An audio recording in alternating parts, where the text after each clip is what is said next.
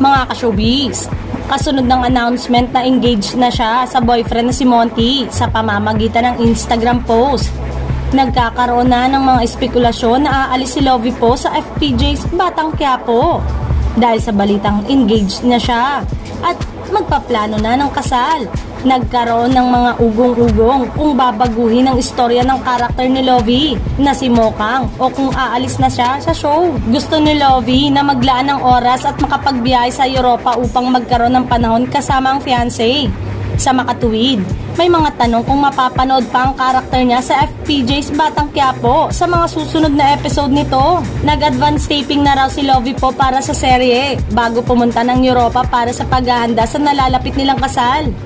Ginagampanan ni Lovie ang karakter ni Mokang na love interest ni Tanggol na ginagampanan naman ng lead star at direktor nitong si Coco Martin. Sa latest episode ng serye, pumayag na si Mokang na mapatali kay Don Ramon, ang unknown father ni Tanggol na ginagampanan naman ni Christopher De Leon. Sa latest IG post ni Lovie ay ibinahagi niyang nasa London, United Kingdom na siya.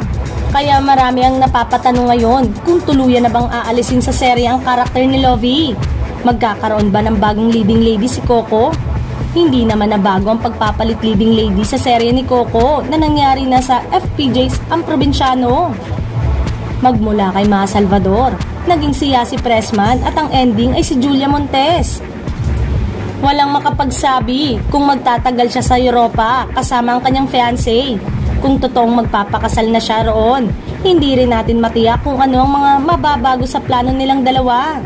May isang premyadong aktres na papasok sa FPJ Batang Quiapo at mahalaga ang role na gagampanan. Malapit kay Coco ang aktres na ito at mukhang tinotoon nito ang biruan nila noon na bakit hindi siya kunin sa seryeng ito.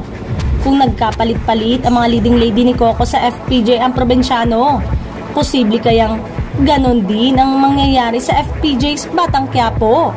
Samantalang may balita din na kasama ng fiancé ni Lovie may plano ang aktres na mag-produce ng isang kakaiba at edgy na pelikula. At nasa proseso na sila ng pagsasara ng investors para sa pelikulang nabanggit. Exciting nga ito para kay Lovie at sa panibagong chapter sa kanyang buhay, sa love life man o sa career.